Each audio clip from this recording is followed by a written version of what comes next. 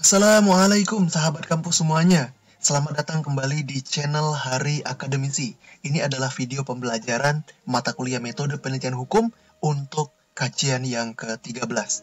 Alhamdulillah, puji syukur kehadirat Allah Ta'ala dan sholawat serta salam bagi Rasulullah Muhammad SAW. Pada kajian yang ke-13 ini, kita akan berfokus kepada pembuatan usulan penelitian atau proposal penelitian di bidang hukum. Setelah memahami video bagian-bagian dari proposal penelitian di dalam penelitian hukum yang tayang pada kesempatan sebelumnya, pada video kali ini kita akan lebih banyak menguraikan bagian-bagian dari proposal penelitiannya, diuraikan satu per satu. Perlu dipahami bahwa proposal atau usulan penelitian merupakan pintu gerbang dalam melaksanakan proses penelitian. Ia merupakan tahapan di mana suatu ide tentang isu hukum dapat dinilai apakah layak untuk diteliti atau tidak. Pembuatan proposal penelitian menjadi suatu aktivitas penting dalam rangkaian kegiatan penelitian dikarenakan konten-konten yang ada di dalam proposal akan menjadi cikal bakal dari bab pertama, yaitu bab pendahuluan. Selain itu, proposal skripsi harus menjadi etalase yang dikonsepsi semenarik mungkin. Tujuannya adalah agar pihak penguji atau pihak penilai kelayakan proposal dapat meluluskan proposal yang kita ajukan. Atas dasar alasan di atas, maka pembuatan usulan penelitian hukum harus disikapi dengan sikap yang tepat, dengan keseriusan, serta tekad yang bulat. Selain muat isu yang prosedural dan menarik, proposal skripsi yang baik harus memenuhi ketentuan dari institusi perguruan tinggi masing-masing. Garis bawahi ya. Maka kita perlu merujuk kepada buku panduan penulisan ilmiah yang diterbitkan oleh masing-masing institusi tersebut. Kemudian masuk ke poin B, fokus ke persiapan. Ada 5 tahapan besar penelitian. Ada tahap persiapan, pelaksanaan pengumpulan bahan hukum, pengelolaan, pengolahannya, kemudian tahap pembuatan laporannya, kemudian yang terakhir tahap distribusi atau penyebarluasannya. Kita akan fokus ke tahap persiapan, karena tahap persiapan ini merupakan bagian yang proposal penelitian ada di dalamnya. Pada tahapan persiapan, terdapat beberapa hal yang harus dilakukan oleh seorang peneliti, yakni peneliti harus mencari masalah penelitiannya dengan terlebih dahulu menemukan isu hukumnya. Yang kedua, pencarian keterangan penunjang dan pengolahannya. Kemudian pembuatan usulan penelitian atau proposalnya. Poin C, isu hukum dan permasalahan. Apa sebenarnya yang dapat dianggap sebagai masalah atau dijadikan masalah?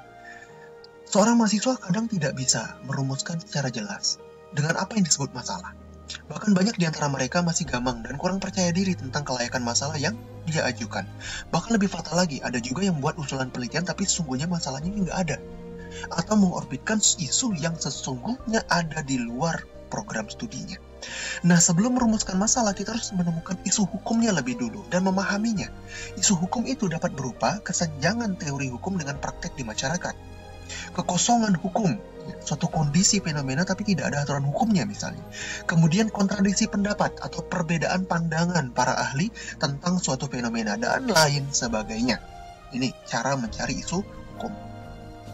Untuk kawan-kawan yang masih bingung, silakan tanya apakah isu hukum ini layak untuk diteliti atau tidak, apakah rumusan masalah ini mewakili isu hukum atau tidak. Silakan nanti kawan-kawan berkonsultasi kepada orang yang lebih memahami ya tentang hal ini. Kemudian, suatu permasalahan didefinisikan sebagai suatu pertanyaan terkait isu hukum yang coba ditemukan jawabannya setelah melalui proses penelitian. Jawabannya tentu saja diharapkan akan diperoleh melalui penelitian.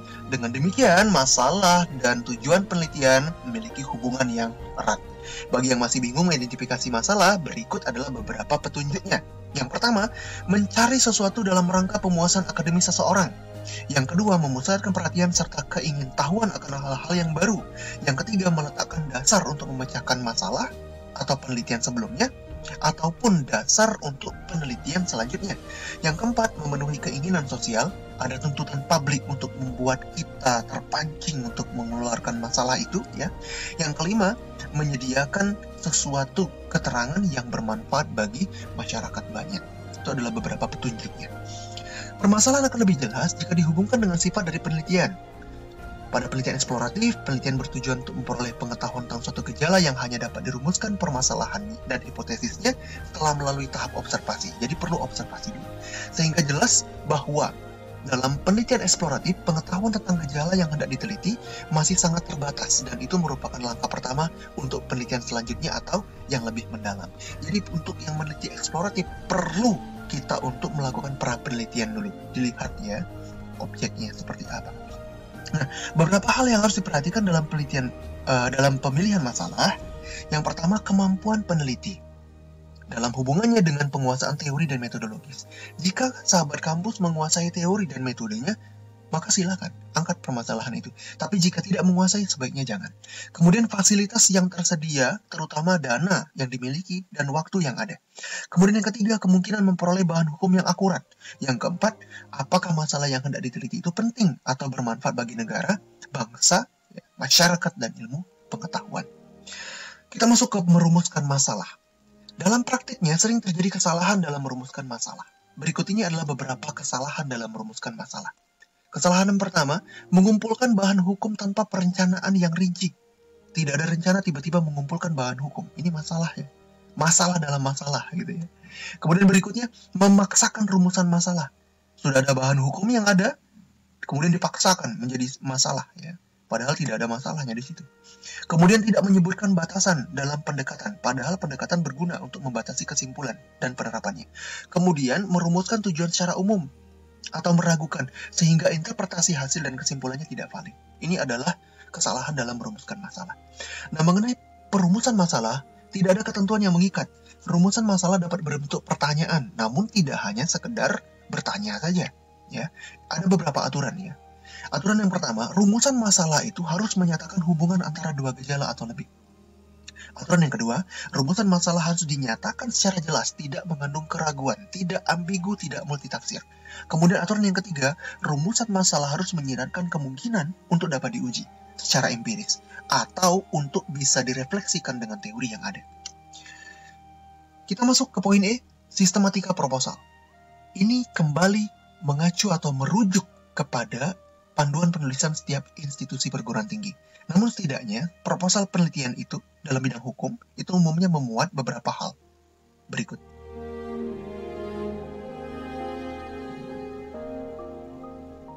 Sekali lagi, disesuaikan dengan aturan institusi yang ada. Baik, kita akan kaji satu persatu. Yang pertama, latar belakang. Secara akademis, hal-hal yang harus dijelaskan dalam latar belakang itu meliputi analisis teori atau konsep atau norma yang terkandung dalam sebuah disiplin ilmu yang dihadapkan dengan teori lain atau norma lain atau konteks empiris, baik dalam bidang hukum, sosial, budaya, politik, ekonomi, ataupun sejarah historisnya. Jelaskan konteks yang relevan saja, yang tidak relevan tidak usah dibuat. Utamanya dalam konsep filosofisnya, yuridisnya, fenomenologisnya, dan sosiologisnya. Kemudian jelaskan pula di dalam latar belakang itu signifikansi penelitian. Apa pentingnya penelitian itu dilakukan? Jika tidak ada signifikansi, maka penelitian itu tidak penting dan besar kemungkinan tidak akan diluluskan. Kemudian, identifikasi masalahnya, yakni penjelasan atas konteks empiris yang relevan yang akan menuntun peneliti menemukan masalah-masalah yang ada di dalam konteks tersebut. Kemudian, pemilihan fokus masalah sesuai dengan minat dan kemampuan. Gitu ya. Ada beberapa catatan dari saya. Catatan dari saya adalah keempat hal di atas dijelaskan dalam bentuk deskripsi naratif, dalam bentuk paragraf, bukan menggunakan poin-poin ya, dalam bentuk paragraf. Kemudian yang kedua, rumusan masalah. Rumusan masalah diwujudkan dalam bentuk pertanyaan-pertanyaan penelitian yang berusaha mengungkap secara mendalam fenomena yang diamati. Rumusan masalah dinyatakan dalam bentuk kalimat tanya, apa, bagaimana, mengapa. Ia ditulis dengan menyertakan tanda tanya di akhir kalimat. Pertanyaan siapa, pertanyaan kapan, bila mana, pertanyaan di mana itu hanya digunakan dalam penelitian sejarah murni. Maka jangan gunakan pertanyaan-pertanyaan itu di dalam penelitian hukum. Ya. Ini contohnya. Rumusan masalah. Bagaimana praktik menabung emas di Pegadaian menurut perspektif fikih muamalah mazhab Syafi'i? Bagaimana pendapat ulama kota X terhadap praktik menabung emas di Pegadaian? Ini hanya contoh saja ya. Kemudian tujuan penelitian. Tujuan penelitian berisi pernyataan-pernyataan singkat dan jelas mengenai apa yang ingin dicapai, hal apa yang dicapai dalam penelitian. Tujuan penelitian harus konsisten dengan rumusan masalah. Ia dapat berupa uraian atau deskripsi terhadap suatu gejala atau fenomena, membuktikan suatu hal atau membuat suatu model prototipe sosial. Tujuan penelitian dijelaskan dalam bentuk butir-butir ide dan jumlah tujuan harus sama dengan jumlah rumusan masalah. Kalau rumusan masalahnya 2, tujuannya juga 2. Kalau rumusan masalahnya 3, tujuannya juga harus 3. Adapun kalimat yang bisa dipakai adalah untuk menjelaskan bla bla bla, untuk mengetahui bla bla bla, dan untuk mengungkap bla bla bla, seperti itu. Misalnya, untuk mengetahui praktik menabung emas di Pegadaian menurut pandangan fikih muamalah mazhab Syafi'i. Untuk mengetahui pendapat ulama kota X terhadap praktik menabung emas di Pegadaian. Ini relevan dengan rumusan masalah yang kita ajukan tadi. Kemudian kegunaan penelitian, poin yang keempat. Kegunaan merupakan suatu kontribusi, output, yang dapat diberikan dari hasil penelitian yang dilakukan dan dijelaskan dalam bentuk poin-poin atau poin-poin ide, ya. Ada poin-poinnya. Kegunaan penelitian dapat mencakup 2 hal, kegunaan teoritis atau kegunaan akademis, yang bermanfaat bagi pengembangan ilmu pengetahuan sesuai dengan masalah yang diteliti. Kegunaan praktis yang bermanfaat bagi lembaga, masyarakat yang diteliti, atau bagi para pengambil kebijakan. Misalnya, relevan dengan rumusan dan tujuan yang tadi. Secara teoritis, penelitian ini bermanfaat untuk memperkaya khasanah keilmuan di bidang ekonomi Islam, bla bla bla, dan seterusnya. Secara praktis, penelitian ini bermanfaat sebagai pedoman bagi nasabah tabungan emas di Pegadaian, bla bla bla. Ini contohnya. Kemudian, kerangka teori. Kerangka teori merupakan dasar pemikiran yang menerangkan dari sudut mana suatu permasalahan akan ditinjau, yaitu dengan menjelaskan hubungan antar konsep yang nantinya dijabarkan menjadi berbagai variabel penelitian. Ia dibuat sesuai kebutuhan penelitian dan jumlahnya disesuaikan dengan ketentuan institusi. Teori dimuat bukan hanya bersifat pelengkap, apalagi untuk memperbanyak halaman saja, nebal-nebalin skripsi. Tapi teori ini dibuat sebagai pisau analisis terhadap fenomena yang akan kita teliti. Oleh karena itu, kerangka teori ataupun landasan teori berguna sebagai titik tolak untuk penimbang fakta-fakta yang kita temui. Misalnya, relevan dengan yang tadi, teori yang dipakai adalah teori tentang fikih muamalah mazhab Syafi'i. Kemudian teori tentang kemaslahatan, misalnya begitu. Selanjutnya, penelitian terdahulu. Secara umum, penelitian terdahulu dapat membantu peneliti dalam menentukan pendekatan penelitiannya, serta membantu untuk menafsirkan hasil analisis, serta menarik kesimpulan dari penelitian. Manfaat penelitian terdahulu antara lain menunjukkan orisinalitas. Hasil penelitian terdahulu juga dapat menjadi landasan bagi kita. Penelitian terdahulu bisa menjamin ketersediaan sumber dan sebagai bahan peneliti untuk membuktikan unsur kebaruan dibandingkan antara penelitian kita dengan penelitian yang sudah-sudah. Perbedaannya apa? Jadi ada sesuatu yang baru di situ. Nah, catatan dari saya, dalam menulis skripsi, sebaiknya penelitian terdahulunya adalah tesis ataupun skripsi ataupun jurnal yang berkompeten. Dalam penelitian hukum, kualitatif, teori itu berfungsi mempersempit fakta, memudahkan memilih pendekatan, memudahkan dalam menentukan bahan hukum dan diklasifikasikan, kemudian merangkum apa yang diketahui tentang objek, membantu memprediksi apa yang diketahui tentang objek penelitian sebagai pedoman dan bahan untuk menilai objek yang diteliti. Nah, yang ketujuh, metode penelitian. Metode penelitian harus mampu menjelaskan bagaimana peneliti akan melakukan penelitiannya.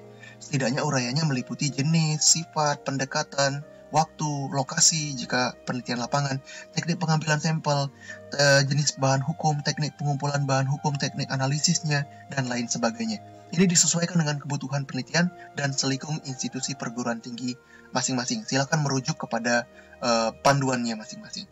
Yang 8, daftar pustaka. Rujuk daftar pustaka yang ada saja.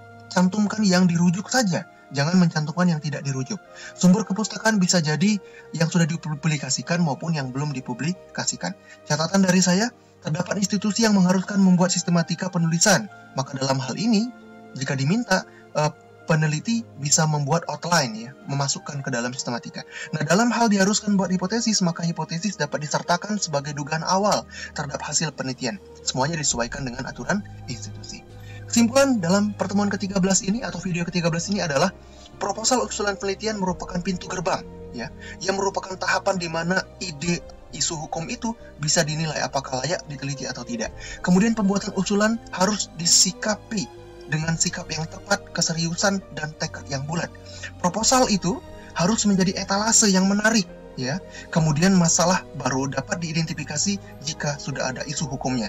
Dan yang terakhir, proposal penelitian hukum banyak muatannya. Pastikan kawan-kawan rujuk buku panduan penulisan di kampus masing-masing. Ya. Sekian dari saya, itu saja, mudah-mudahan bermanfaat. Wabillahi taufiq wal hidayah. Assalamualaikum warahmatullahi wabarakatuh.